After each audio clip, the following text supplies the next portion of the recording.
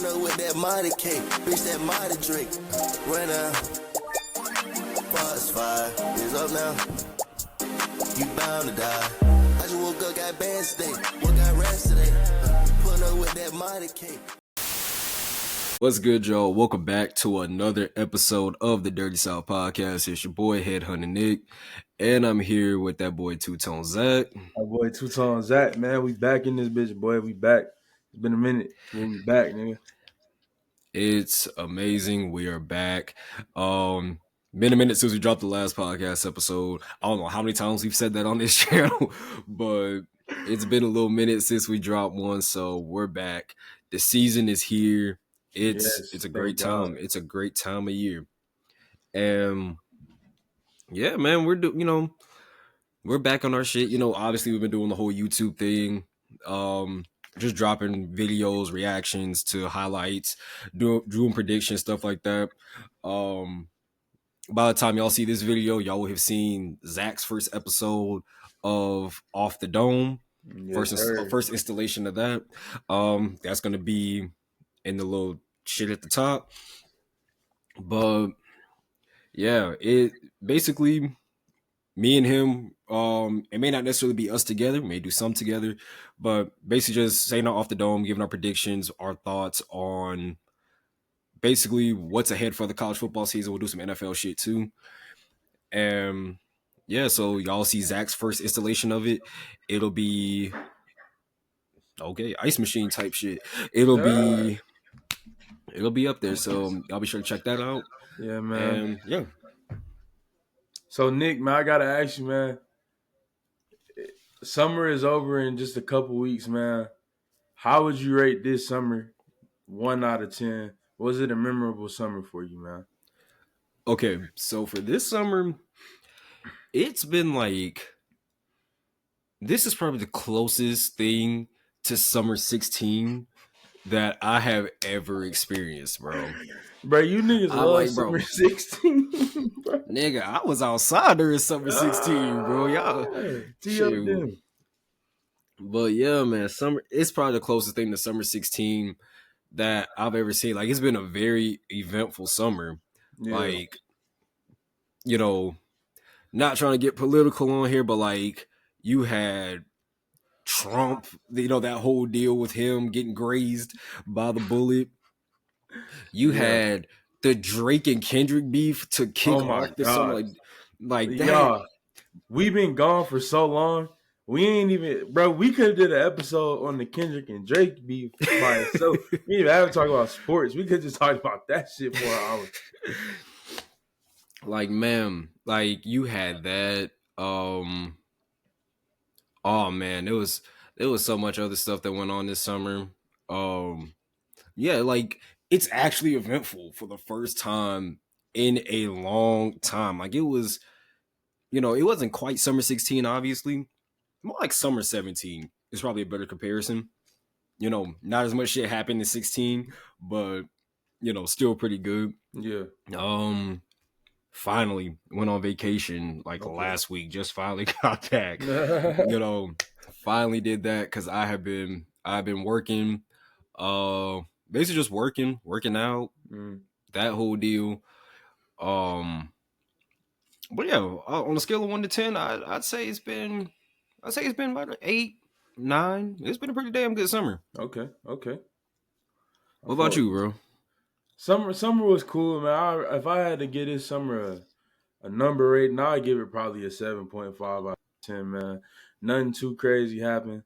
Ended up not getting housing. For those who don't know, I'm not back in Albany right now. I'm in Lilburn, Georgia at the crib. Still in school, though.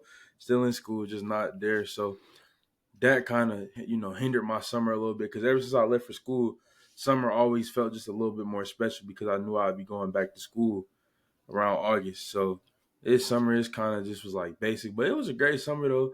Blessed that I made it through the summer, you know what I'm saying? So a lot of people ain't make it through the summer. So I'm just blessed I made it through another summer, man. And I'm ready to see what this fall brings, bro. I feel like this fall is going to be one of them ones, man. I feel like it will be too, man. And like we said, it's September now. You know, the greatest time of year is here, that being football season. Oh yeah, I hit a parlay. I smacked a parlay. 6-man parlay. I hit a 6-man. Oh man, bro. Hit a crazy 6-man parlay just to close out the summer, man. I was like, and right before I went on vacation too, man, I was like, yeah. That shit definitely. Oh, you hit that parlay right before your vacation? Literally the day before I left. Oh, that's crazy. Boy. The day before I left, I cracked that. And I was like, man, like, and we'll get into the game that was basically featured in that bet. So also follow the Dirty South page. We do cover like, you know, sports betting stuff like that. So follow us at the Dirty South Podcast on Instagram. And basically that's all of our other social medias, TikTok, YouTube, all that shit. It'll be at the Dirty South Podcast. But yeah. And speaking on the game that I bet on, North Dakota State and Colorado was a classic to kick off the whole week 1 thing.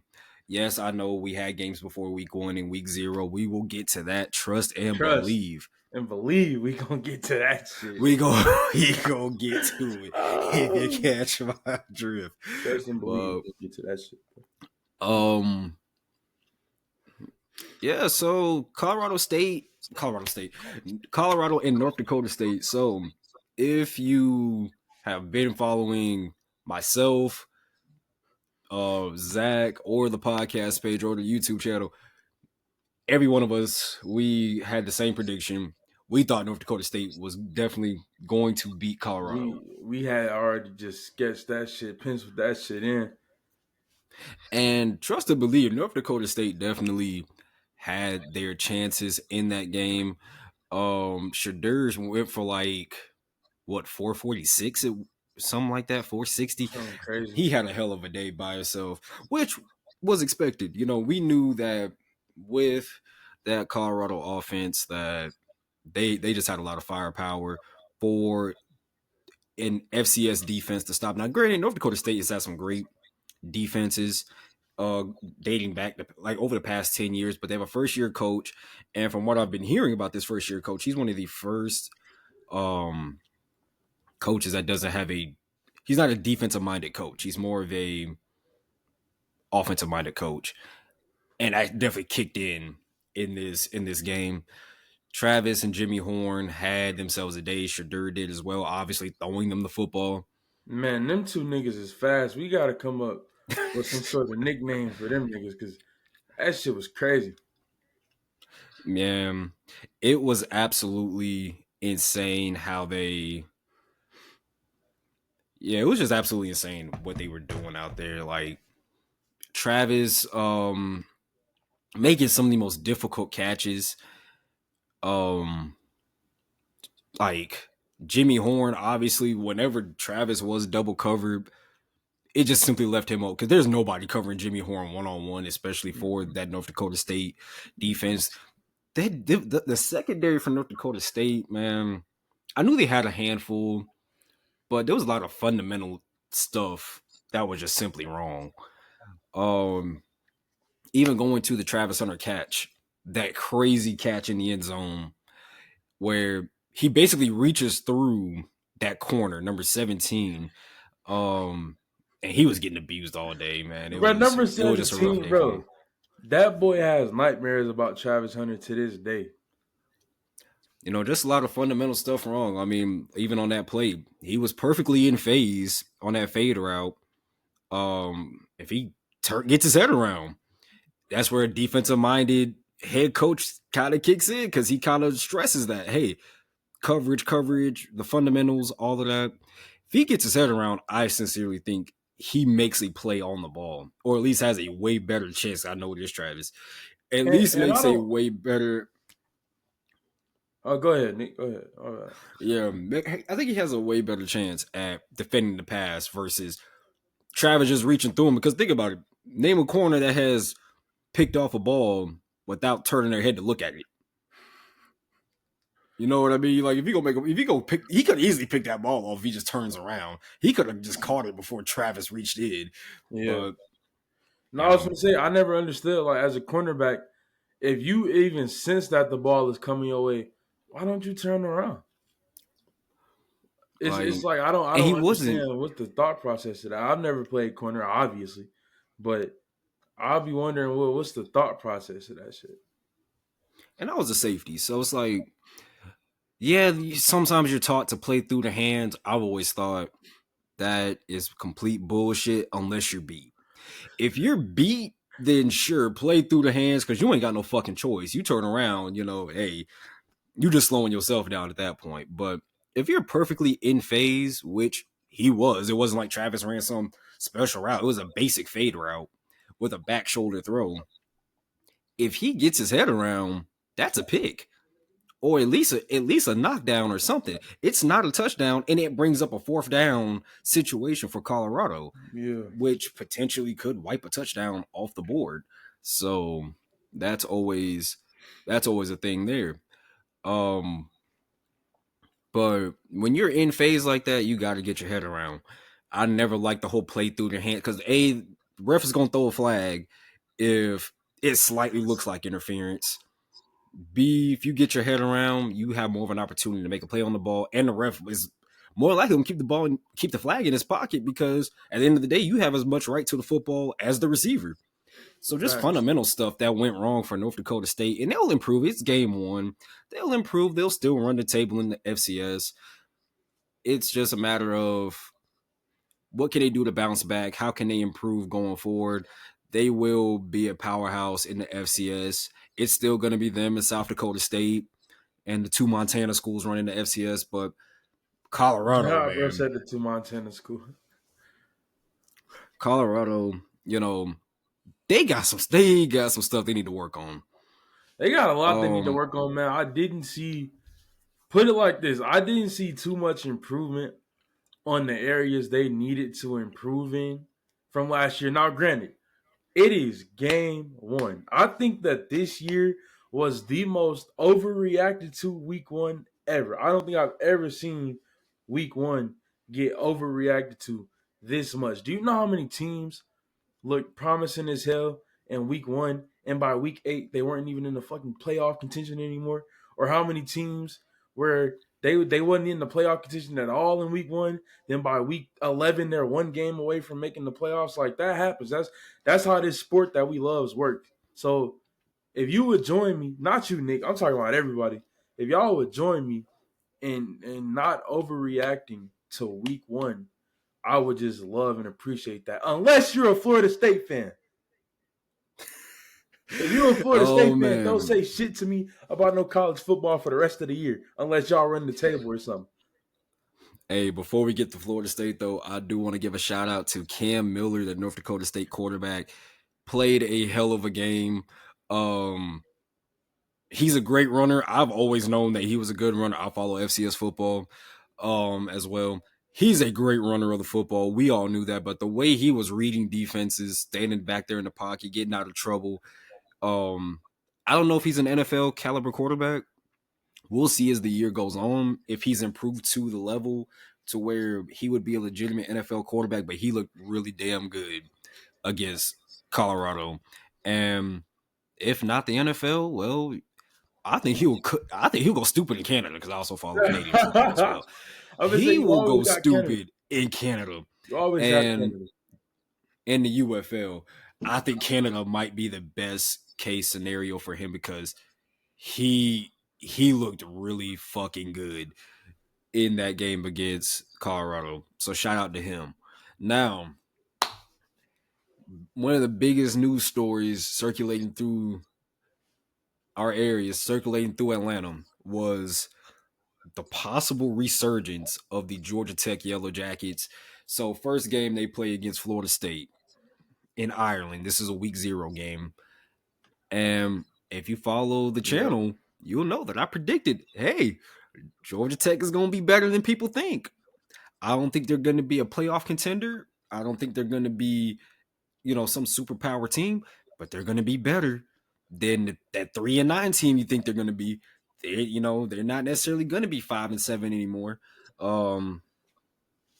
And I also said that Georgia Tech could and would beat Florida State. And they did. And they did. The biggest thing with that Florida State defense, the biggest reason, and Georgia Tech ends up winning the game against Florida State. If you're watching this podcast, you know you know what happened there. But the biggest thing was Florida State's defense, and that the interior of that defense is weak. It is simply a weak. It's like a worst case scenario. And yes, if you're a Florida State fan, you should be highly worried. All right, because it's one of these things. They remind me of my 2021 Ohio State Buckeyes. Only difference with them is they don't have an offense with 5 NFL starters, first rounders actually, on it. That's the only difference. Meaning they're probably going to lose a lot of games. If you go back to that 2021 season, Ohio State should have lost more games than what they did. They only ended up losing twice that year. They should have lost maybe about 3 or 4 times that year. And I think you're going to see that happen with Florida State. That defensive line is just ass. Let's call it how it is. Like, you beating around the bush. Let's call it how it is. That defensive line is ass. And they was on game day, week 0, hyping it up. Oh, this is one of the best D-lines in the country. They have Patrick Payton, Marvin Jones Jr., the interior is strong. They're up there with Michigan and Ohio State. And I'm looking at my TV, watching them play Georgia Tech. Like, what the fuck were they just talking about? And then we have the Grayson product, Jamal Haynes, just run slap ass through that Florida State interior. And it was like butter and that's another thing I was saying about Brent Key. Not only does he give a damn about the Georgia Tech program, not only is he going to, right all the wrongs that was done by Jeff Collins and the previous administration for getting rid of Paul Johnson in the first place, but Brent Key was an offensive lineman at Georgia Tech. He knows how important it is to recruit the trenches. All right. Yeah, I mean, he got out of college tackles right now. Committed exactly. When you get the trenches straightened out, I promise you, everything else will work out on its own. Everything else will just fall in line if your trenches are straight. See, you don't need a 5-star. You don't need 5-star running backs. You don't necessarily need 5-star receivers. If you get them trenches straightened out, that little 2-star, that little 180, 190-pound 2-star. Shit, if you put them in running back, the line blocking, they moving, they creating all types of lanes. Shit, it'll work. And it's crazy. And that's the thing. Oh, my bad. The chemistry is down right now, y'all. We ain't recording for so long. Usually we able to just flow off each other. My bad, Nick. Go ahead, bro. Go ahead. Good. But yeah, that Georgia Tech O-line, they did a great job of moving that Florida State front around. And that created some, and who would have thought we would have saw Georgia Tech as a power running team? Like now, like when they got rid of the option, even with the option, they were a power team. It's the triple option. You're trying to get to the edges and the outside, and with the occasional fullback dive here and there. But they were literally like, it looked real familiar as far as style of play. I'm not saying they perfectly replicated it, but as far as style of play goes, it looks like those mid-2010 Georgia teams. Move guys out of the way, run through that interior, occasional plays to the outside. I mean, Hayes King taking a lot of carries too. Exactly. He can run the football too. So that whole RPO style of offense that Georgia Tech has going on, which is, a lot of option principles there too. It's working for them.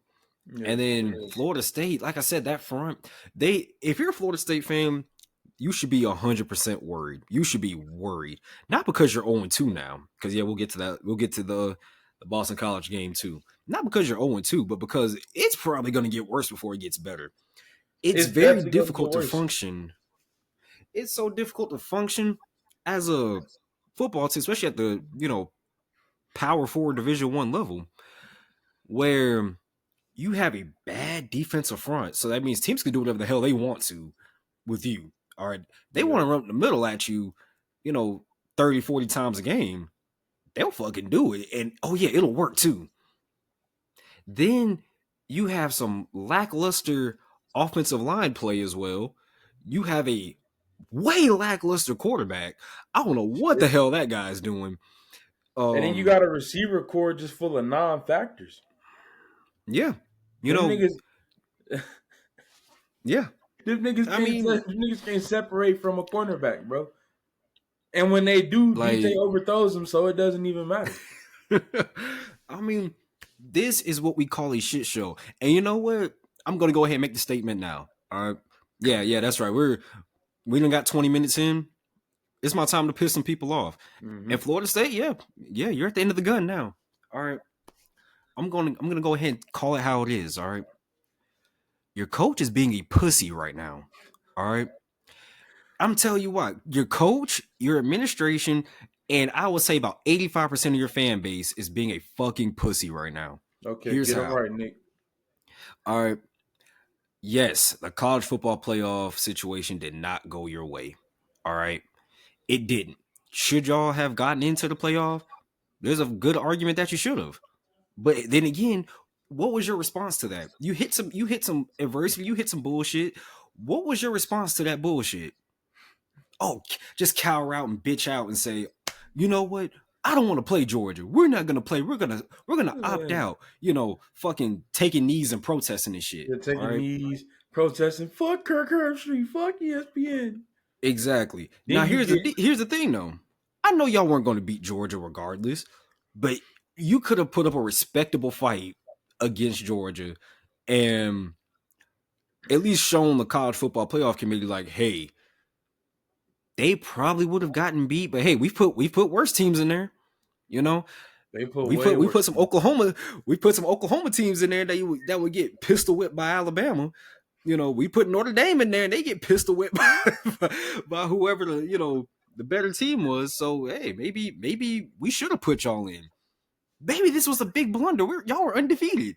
You know, shit like that. All right, but instead you cower out, you get fucking power bombed by Georgia.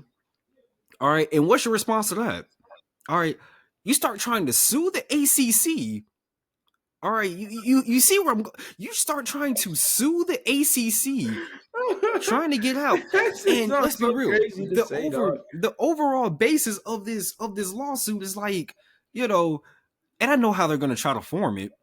They're basically trying to say, oh, we're too good for the ACC. That's basically their whole, kind of spiel with it. We're too good for the ACC. And then turn around and lose to one of the worst ACC programs in probably the past 10 years in what Georgia Tech has produced. Yeah. All right. They haven't looked good since, 2014, 2015? This is a school that lost to the fucking Citadel, by the way, not too long ago, running the same old offense they used to run. You know what I mean? And that Georgia Tech. Them suing the conference is just insane to me. This isn't a conference issue. The ACC, we're talking about a conference that the only conference that has 3 national championships over the past decade. Big Ten doesn't even have 3 over the past decade. They only have 2. ACC has 3 of them. 1 with Florida State, and then the 2 that they were able to win with Clemson. So you're in a respectable conference. So this isn't a conference issue. It was a Florida State issue. If you want to make the playoffs, you don't come out looking like shit like you did against Louisville. You got to prove your point. And then they wanted to bring up the 2014 Ohio State team. Well, guess what? We proved our point. They gave us a shot to do what we did, and we went out there and we blew Wisconsin. That's just exactly. So it's like there were so many better ways to respond to what happened, but you're so haunted. You're so, pissed off about the whole playoff thing last year. And don't get me wrong, you have a right to be upset about it. Definitely. But you gotta move the fuck on eventually. Mike Norvell, and I'm gonna go ahead and tell you what it is. Mike Norvell's mentality, his mind is so stuck in what happened last December, last January. His mind is so stuck there that he hasn't done his job of preparing this football team to take on the next year. He's so worried about fucking lawsuits. He's so worried about the past with the whole playoff thing. he didn't get his team prepared to play Georgia. Getting out of the conference. All right, and shit, yeah. Nobody was prepared to play Georgia. All right, think about it like that. All right, not a damn you're turning that into team was prepared to play Georgia. And granted, that was a lot of those guys playing it. That was a lot of their first college game. And guess what? That was their first introduction into college football. Now it's carrying over to this season instead of taking the time to prepare them and say, hey, you got your taste of college. Here's how you bounce back. You're more focused on fucking lawsuits. Shit like that is why Florida State, it's going to get worse before it gets better. I hate to break it to you Florida State fans. It is going to get a hell of a lot worse before it gets better. All right. Mike Norvell's seat is going to get hot. It's going to get hot before, anything goes right for him again. All right. Now, and I've seen your schedule. All right. I know it may look like, oh yeah, we'll bounce back. We'll finish off 10-2, 9-3. Hell no. Y'all still got to go at Miami, at Notre Dame. You got to play UNC still. You got to go at Duke. And even though their trash is all hell, you still got to go play Florida in the end of the season. Yeah. And that game should, like somebody said, that game should be featured the next day on Tubi. That's what that game should come out on. All right. Because the way y'all looked week one, I mean, that was horse shit and a half. And then you get to the Boston College game. And then guess what? They do the exact. They do the exact same thing, just a little bit better, which is crazy. Now, Bill O'Brien has done some pretty fucked up shit in the past with what he did with the Houston Texans and all that.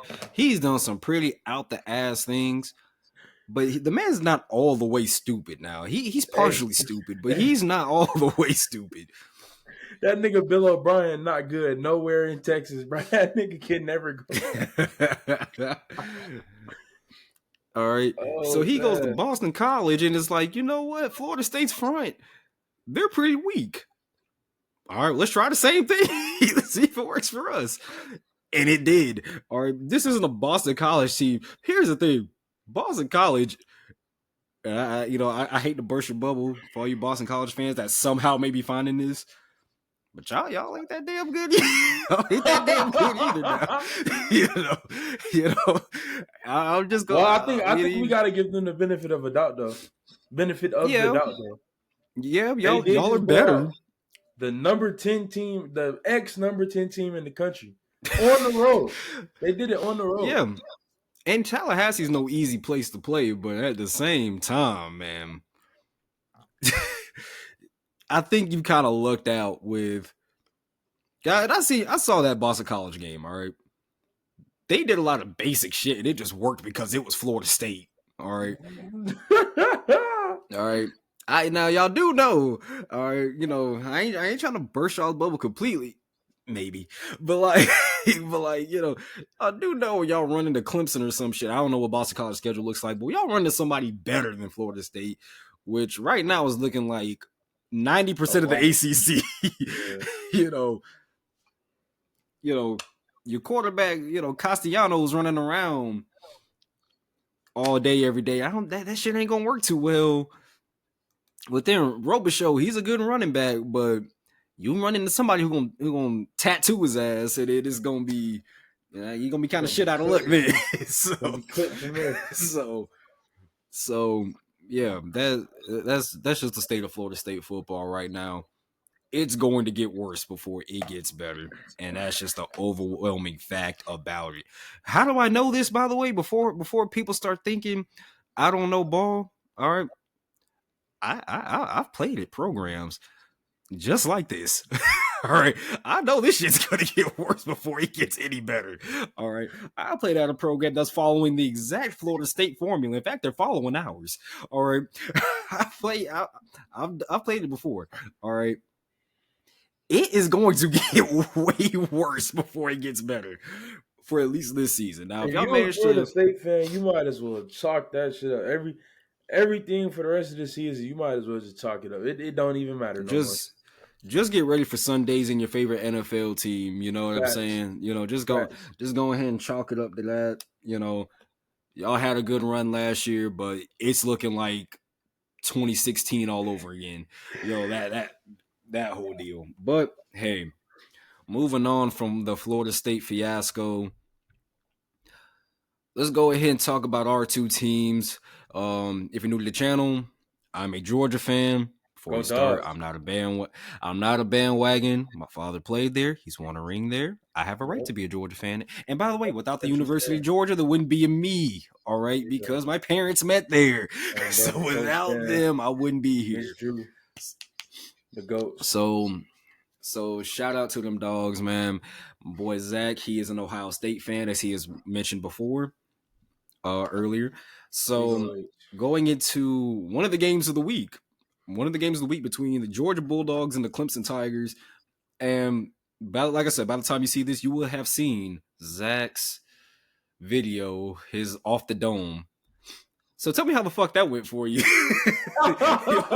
Your prediction. Well, I made my off the dome episode, which is really, I don't even know if we should drop because that shit's gonna sound so outdated. I made my assumptions on off the dome before I knew Clemson had an offense resembling of 2022 and 2023 Iowa. I didn't know that. I really didn't know that. But then I looked, and Dabo brought in no offensive linemen and no receivers through the portal. So that shit was never gonna happen.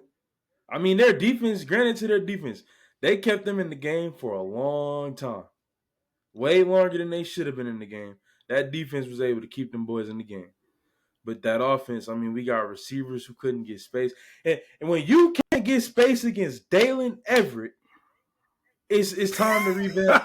It's time to revamp that room. It's really time to revamp that room. I only seen Dalen Everett get cooked one time all game, and he didn't even really get cooked. He just got mossed. So, but hey, I mean, here's the thing with Dalen Everett, though. While they weren't getting separation, they were still catching the ball on him. So it's like, if Klubnik was any smarter, if I'm a Division I quarterback, right, and I'm playing against Georgia, and on the rare occasion I get enough time to actually read the defense, I'm gonna do the same thing I do in the fucking video game. I look for Dalen Everett and I just throw it wherever he is because it's gonna be a catch. All right. Worst case scenario, all your other receivers are locked down. All right. Just throw it to where Dalen Everett is. And here's the thing: if they're running a cover 2 and Malachi Starks is on the opposite side of the field from Dalen Everett, the more the merrier. The more the merrier. Now I get it. KJ Bolden, Dan Jackson, he ain't no bad safety. KJ Bolden did an outstanding job, by the way, for a true freshman. He's looking like a damn good freshman. I can't wait to talk about the true freshmen. There's so many of them. We gonna get into that, but but man, oh man. So watching that game, as a Georgia fan, it did not look great for us pregame. All right. We knew that there was a potential that we could have been without 2 running backs, but yeah, he did have to serve a mandatory 1-game suspension based upon the University of Georgia athletic department rules and regulations. Did have to serve a 1-game suspension for that.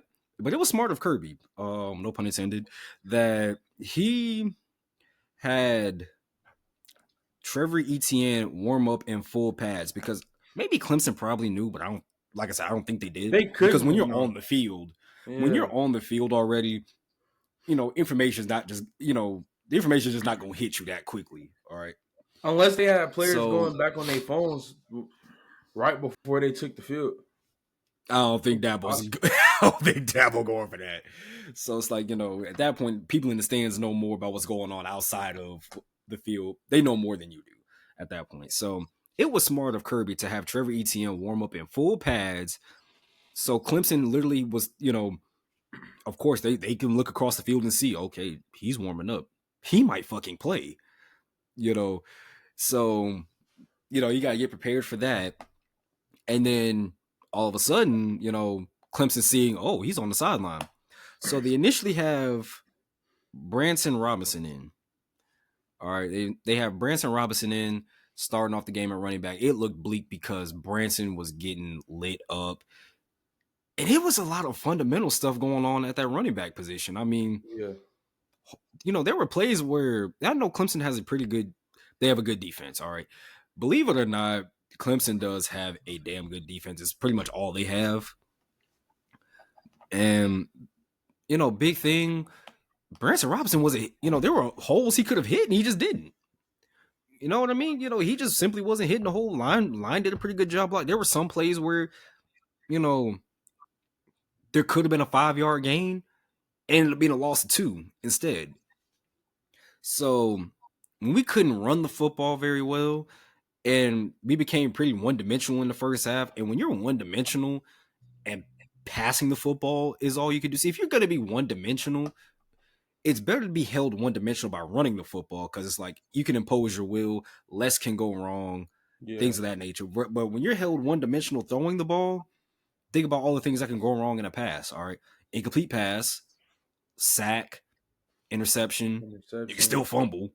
It's a lot that can go wrong versus on a run play, worst case scenario is just fumbling the ball or loss of yardage. So while we do have Carson Beck, who's a good quarterback, you have no choice but to throw the football. Things are going to go south here and there. And Carson Beck missed some throws that first half. And I get it. I can understand that because you have a lot of guys who are out that you don't have as good of chemistry as you do with other guys. You have Ra Thomas getting kicked off the team. Dylan Bell ends up getting hurt in the game. Man, I was now y'all had a lot of injuries in this game. We had guys dropping like flies, and Oscar Delp, he was being used more as he was being used as a blocker in the game. You didn't see him go out for many routes. Even on pass plays, he was back in pass protection. He wasn't necessarily being used as a Brock Bowers type.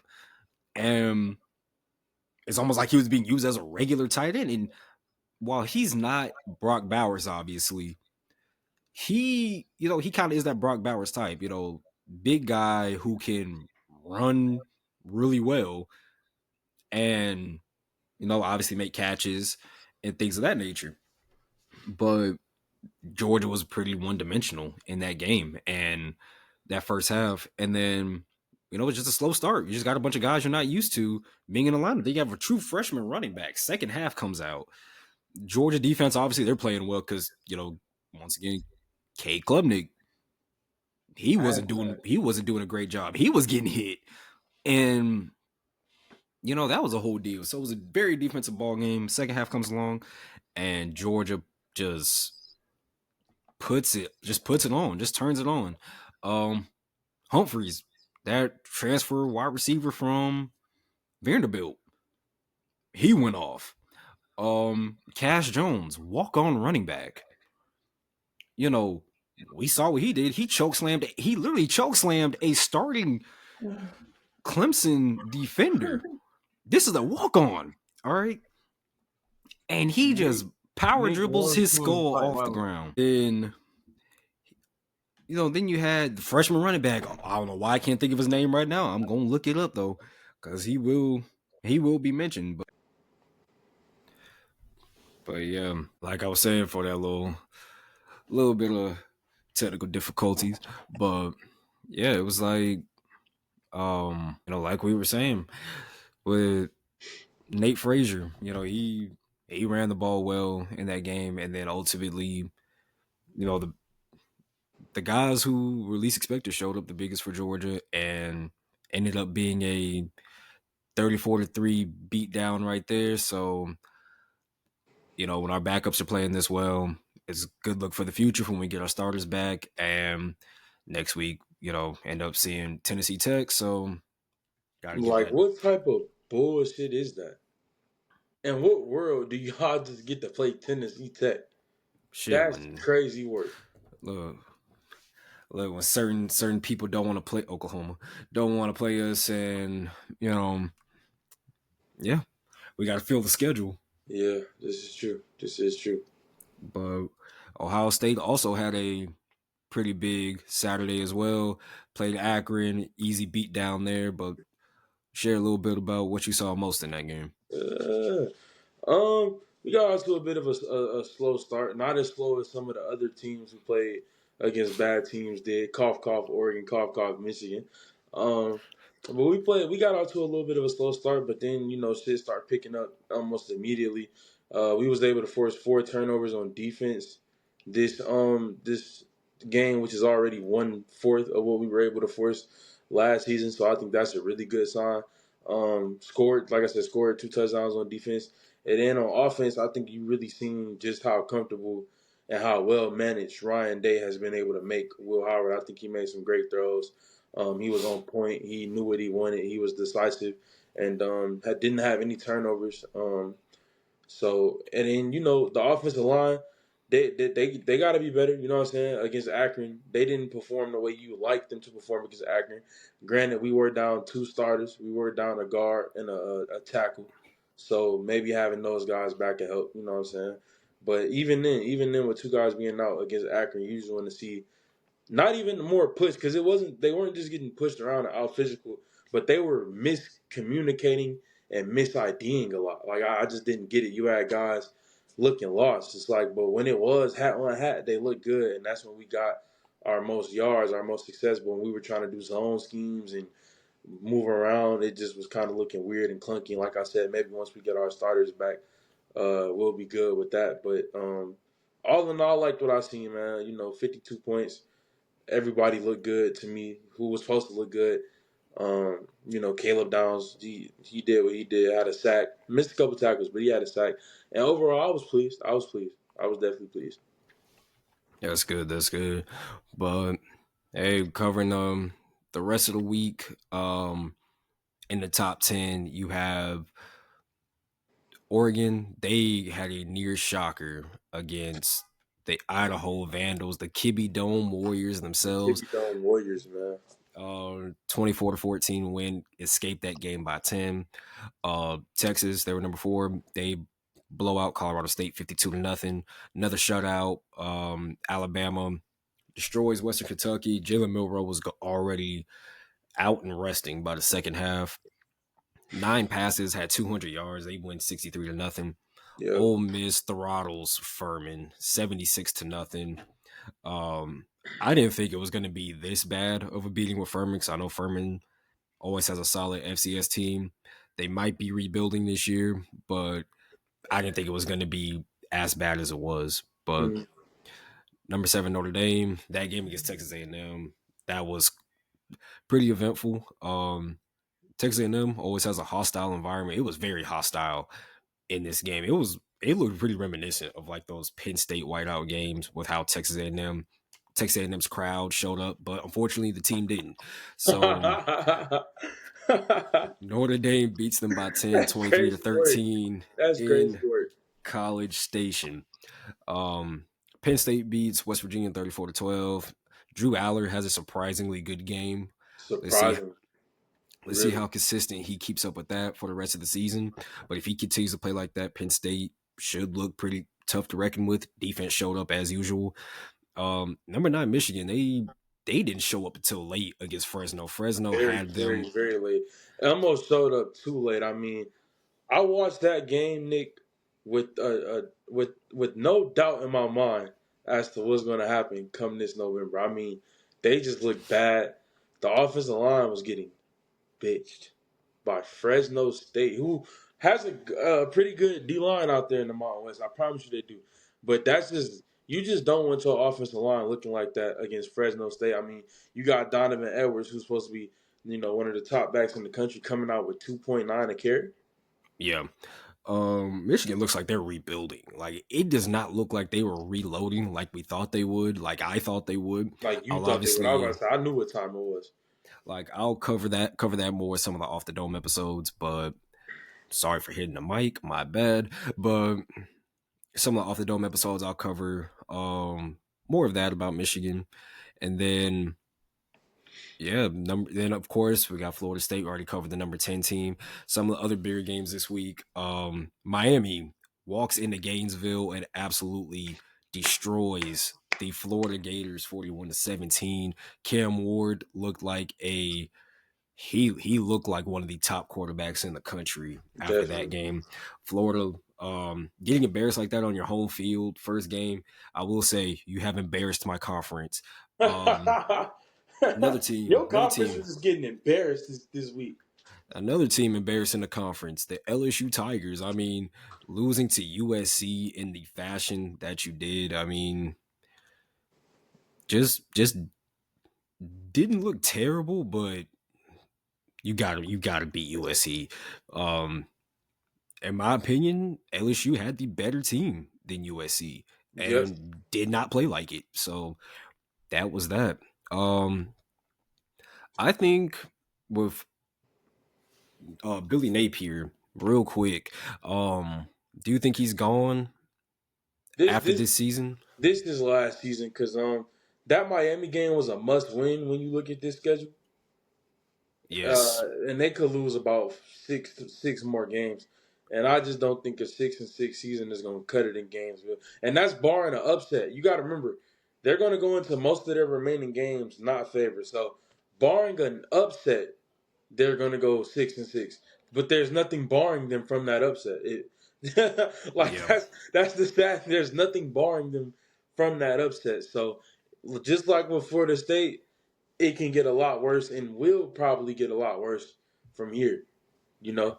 I don't think Napier keeps his job through the season. I think he's a mid-season fire because Florida already has the toughest schedule in the country. So with Florida already having that struggle, you know, it's going to be, like I said, a lot worse before it gets better. I think he's gone before the season is over, in my opinion.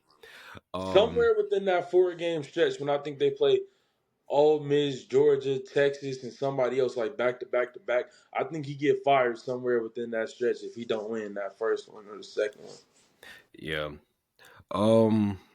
So yeah, real quick, who would you say, in no particular order, who do you think are your like top 4, top 5 for the Heisman, just based after week 1? I know it's a little too early, but just based off of week 1 performance, who would you say is in your top 4 or 5?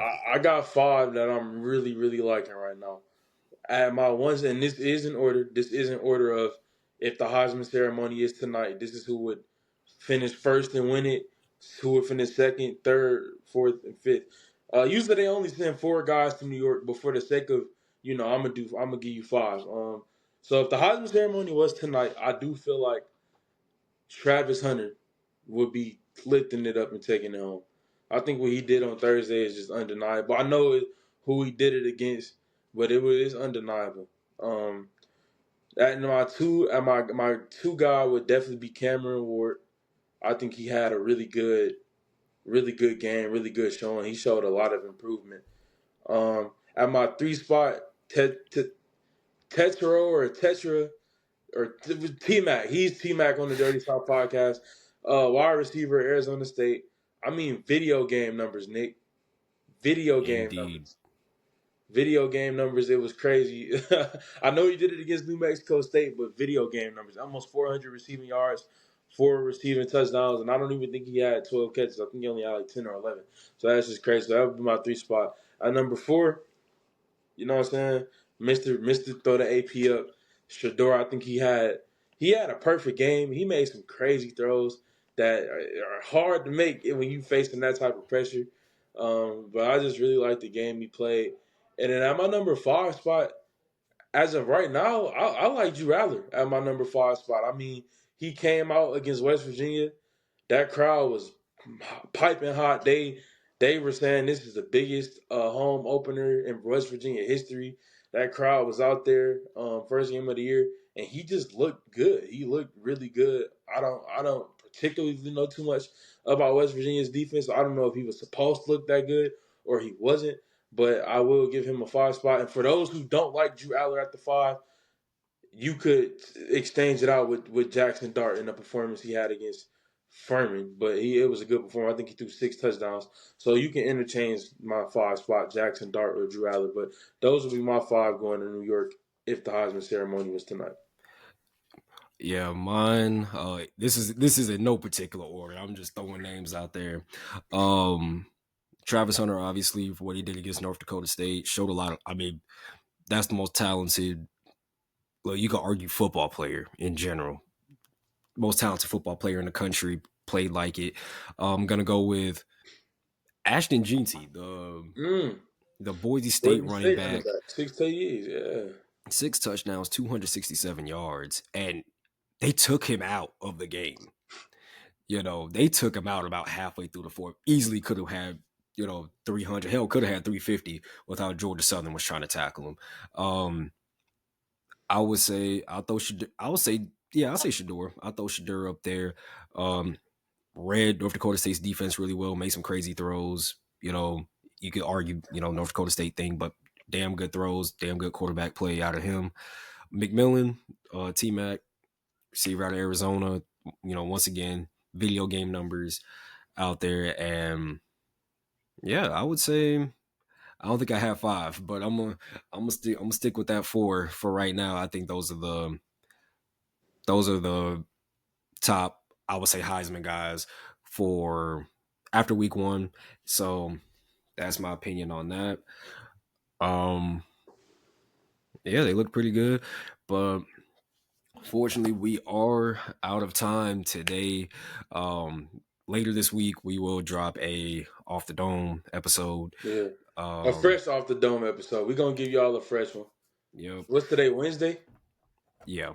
We'll have Off the Dome episode 1 for y'all boys on Friday, man. Yeah, I still might drop the old one just because, just to get it on the channel, because some of y'all might want to see this. Some of the stuff that was said was outrageous. So it needs to be put out there. So be sure to check some of that out. Be sure to follow us on all the social medias at the Dirty South Podcast. On Instagram, TikTok, obviously here on YouTube. Yep. Be sure to leave a sub at the end of the video and all that. Check out some of the other shit on the channel. Got reaction videos. Tier list, the whole 9. Yeah, I forgot I did tier list too. So might drop another tier list video. We even got if you want to go see evaluations, we even got evaluations. I think we got Carson Beck, Travis Hunter, Will Howard. Who else we got out there? We got Shador. We got threw Shiloh in there. Got Ollie Gordon, Marion Hampton, Trevor Etienne, guys like that. Did a lot of evaluations with that. Yeah, we do a lot on here now. It used to be just podcasts here and there, but we do a good bit on here now. Yeah. And yeah, glad to see where this is going, headed in the right direction. I don't think I'm missing anything. Oh yeah, on the Dirty South Instagram page, we are doing a weekly pick'em. Might throw some stuff on here too. I don't know how we're gonna get it in video form, but might throw some stuff on here too. The weekly pick'em, basically, Zach picks the 4 or 5 main games every week. We just do the predictions, and at the end of the year, tally up the standings. Loser has to do a punishment. We haven't decided what punishment yet, but right now it's between me, him, and Wick. Wick is in the lead with 3. I'm at 2. He's at 1. So yeah, we'll be better though. We'll be better, man. If you watch that off the Dome episode, you'll see why he only had 1. I ain't gonna lie, I was not cooking. Off the Dome episode, I was not cooking, but the next episode, which I believe I'm gonna shoot tomorrow afternoon for sure, I'm gonna be cooking on there. So y'all just stay on the lookout for that, man. Yep, y'all be sure to stay out on the lookout for that. But appreciate y'all's support. Be sure to check all that other stuff out. And till then, catch y'all later this week. And stay dirty. Stay dirty, stay dangerous. We out. We out.